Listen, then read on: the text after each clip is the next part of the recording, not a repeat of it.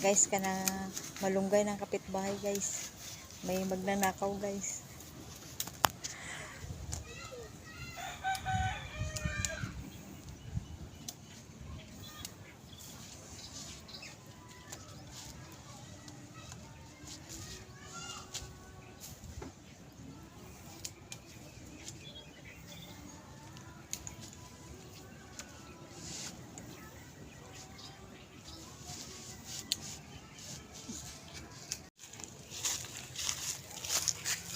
Luluto na.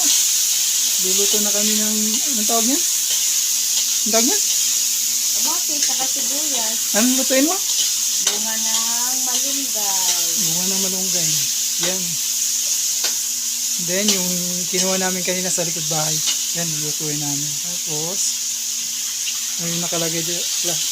Guys, mga kamatis at sibuyas. Tapos, ayun, lulunod niya na.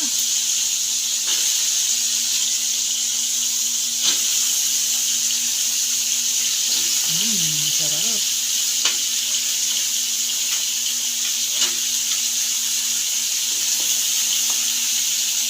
Mamaya, kakainin natin. At mamaya, yan.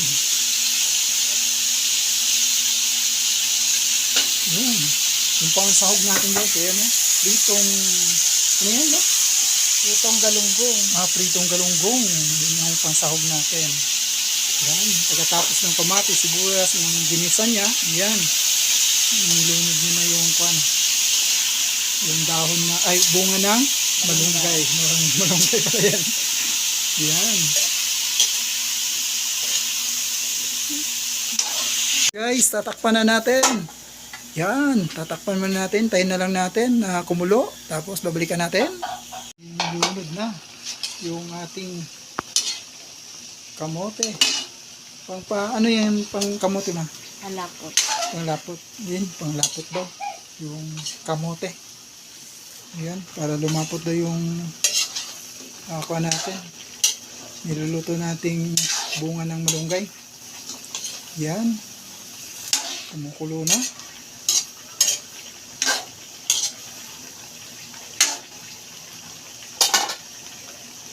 Tapos, tatakpan ulit. Babalik natin. Yan na guys, yung hinihintay nating ulam na niluto ni Mrs. Yung bunga ng Malunggay. bunga ng malunggay. Malikbalik. Bunga ng malunggay. Yan guys, tikman na natin. Ito yung ninakaw kanina dun sa kalikod guys. Masarap to. Pag natikman nyo to, pag ako nagluto, paluto lang kayo sa akin, masarap. Yun. Yan guys, sarap. Yung sa kwanto kami, yung sa Tarlac namin nakatira, ito yung mga paborito ng mga kapitbahay namin, yung mga Ilocano, kaya nadalaran na rin namin yung kultura na yun. Kaya dito, hanggat dito sa Mindanao, pag nakakita kami ng mga bunga ng malunggay, kinukuha namin at niluluto. Yung mga kapitbahay namin hindi nila alam kung paano lutuin, kaya kami ang kumukuha at kumakain. O yun. Guys. Ayan Ayan guys Yan yung laman niya. Okay, ang pagkain nito ganun lang. Yeah. Yan, okay. Matigas kasi ito, kaya ito lang yung mga malalambot lang pinakain. Yan. Yan, sarap. Ito yung kwan niya. Yung sahog niya. Init, ayan. Yan.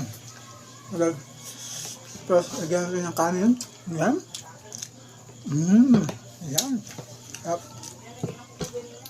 Sobrang Isa mo sarap. lang to guys sa kamatis, sibuyas, bawang. Lagyan mo ng bunga ng kamote. Oo, Isa yan mo lang ito dito. yung kamote. Kamote para maglapot lang siya. Ito yung parang pampalapot niya. Diba? Alam mo yan? Sarap. Dati hindi ko alam kung paano kainin ito, pero nasanay na ako. Matagal kasi kami nakatira dun sa Tarlac Lalo na dyan sa Santa Ignacia. Ay, mga Santa Ignacia. Sarap. Tagapalengke dyan. Tigisa, Tiyuli. Si Besko. Cecil. Yun, ito yung napulot namin na kalaman na galing sa Tarlac. Kaya hanggang dito, dala-dala namin. Kaya kinakain namin. Yan. Lalo na itong mga anak ko, paborito nila ito. Kain tayo.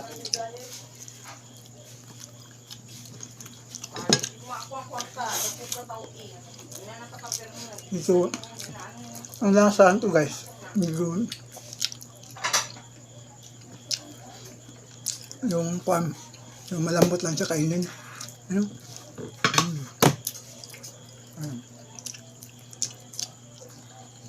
Yun. Pasok mo sa bunganga, tapos pilahin. Yan. Yun yung pagkain niya.